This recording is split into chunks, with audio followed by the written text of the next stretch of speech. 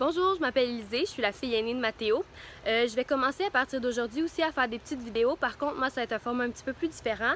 Je vais vous montrer en fait les tâches que j'effectue dans une journée. J'espère que vous allez apprécier ce nouveau format-là. Fait que c'est parti! Alors là, on se retrouve dans la serre pour ma première tâche de la journée. Je dois faire des semis. En fait, je dois faire aujourd'hui des semis de bêta-carbe, de brocoli, de basilic, de cantaloupe, de melon et de laitue. Alors aujourd'hui, je vais vous montrer un peu le processus que nous on utilise pour faire des semis. C'est pas très compliqué. Quand on est bien installé, ça se fait très bien, c'est facile, c'est quand même le fun. On se met de la musique, on est dans notre bulle, c'est parti. Pour faire l'exemple, je vais faire des semis de bêta-carbe.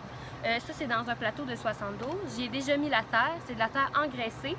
Ça comporte du fumier de poulet, de la farine de sang et du compost.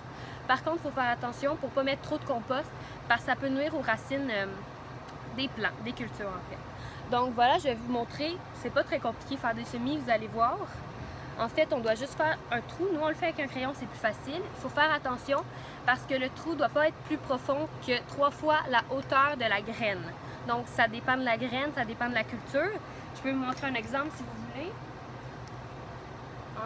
Ici, j'ai une graine de bêta-carbe et ici, j'ai une graine de laitue. Bon, c'est de la laitue enrobée. Normalement, la laitue, c'est encore plus petit comme graine. La laitue est enrobée en fait d'une petite pellicule qui fond avec l'eau. Fait que ça nous permet à nous de transplanter plus facilement, c'est moins long. Pour planter les bêta-carbes, je reviens. Et voilà, j'utilise une pince à cils, c'est plus facile. Donc comme j'ai dit, je fais mon trou. Je mets ma graine dedans. Je la recouvre de terre. Je fais la même chose pour tous les petits casseaux. Et ensuite, je la recouvre d'eau. C'est tout simple comme ça. Alors, ça va en prendre une bonne partie de la journée, c'est pas bien grave. Je mets ma musique, c'est bien le fun.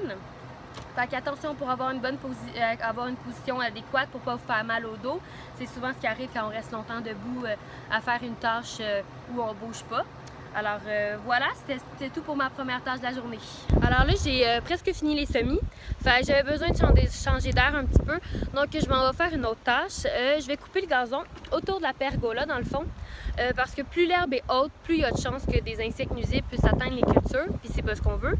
Mais bon, puisqu'il n'y a plus les 2 dernières semaines, on ne peut plus le couper. Fait que c'est aujourd'hui que ça se passe. Avant de couper le gazon, il va falloir que j'enlève toutes les toiles de l'année passée qui sont à terre présentement. Et ensuite, quand je vais avoir terminé tout ça, je vais couper le gazon. Et après, si j'ai le temps, je vais continuer les semis. Il me reste cantaloupe et melon à faire. Donc, c'est tout pour la vidéo. J'espère que vous avez aimé ce nouveau format-là.